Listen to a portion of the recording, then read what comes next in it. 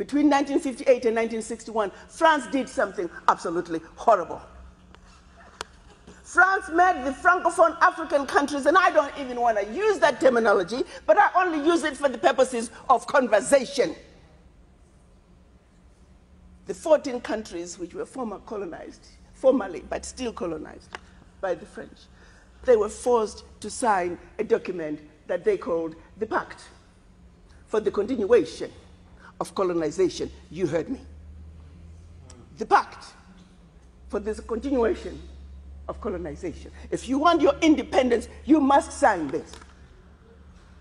Guinea, Secretary said absolutely not. Mali said absolutely not. France, pack your bags and go on back home. France could not believe it. Could not understand that an African country, these monkeys, do not want to be affiliated to France. They said, we will show you. So history tells us France went into those two countries, took everything that they thought they had brought to those two countries, including the last teaspoon and chair, proceeded to pour concrete into the sewage pipes, completely devastating the two economies. The then newly appointed president of Ghana, Kwame Nkrumah, in his efforts to rescue these two economies, created the first ever union of any African states, Ghana, Guinea, and Mali. But what that did was it made the other African countries realize that if they go against France, this was the fate that was waiting them. So what do? Wait the paper. And they signed. What did the pact say? One. The pact said, you monkeys, you don't know how to manage your money. So you shall deposit 85% of your bank reserves with the French Central Bank under the control of the French Minister of Finance. And that France is going to take your deposits from the individual countries, pool them together, invest them in the French stock market under the French name. And you, monkeys, you may or may not know the returns. Latest figures are showing this is still going on since 1958. France today is collecting out of Africa over $500 billion before investing. And when they finish investing this money, for every 14 billion out of Africa, they're recognizing over 300 billion. Now do the math.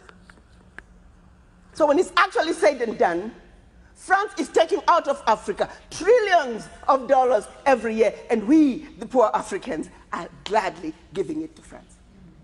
And the same France has the audacity to look at us and call us poor people.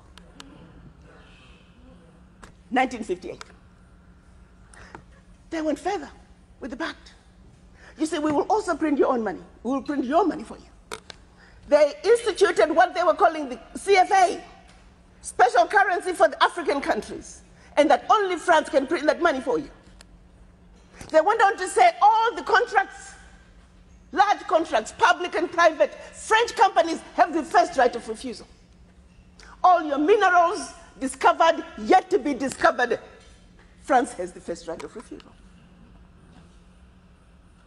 Now, my brothers and sisters, if one of you was to wake up one morning and you're president of one of those countries, and your chief of staff walks in first day and starts reading you out the do's and don'ts as stipulated by the Pact for the Continuation of Colonization, what power do you have?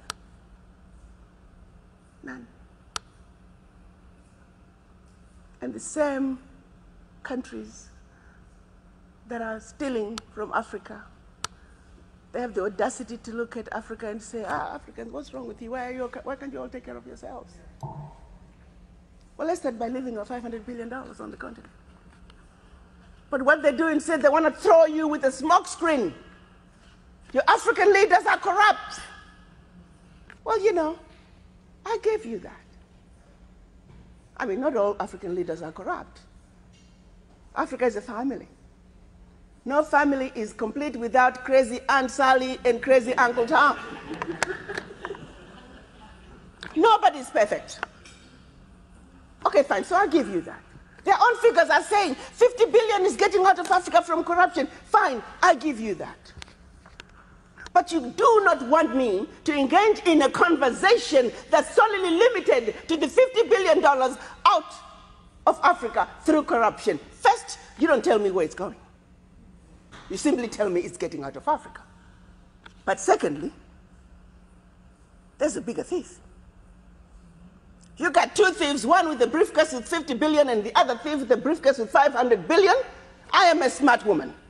You want me to ignore the one with 500 billion and put all my energies on a suitcase with 50? And by the time the one with 500 billion is done investing, we are talking trillions. Now,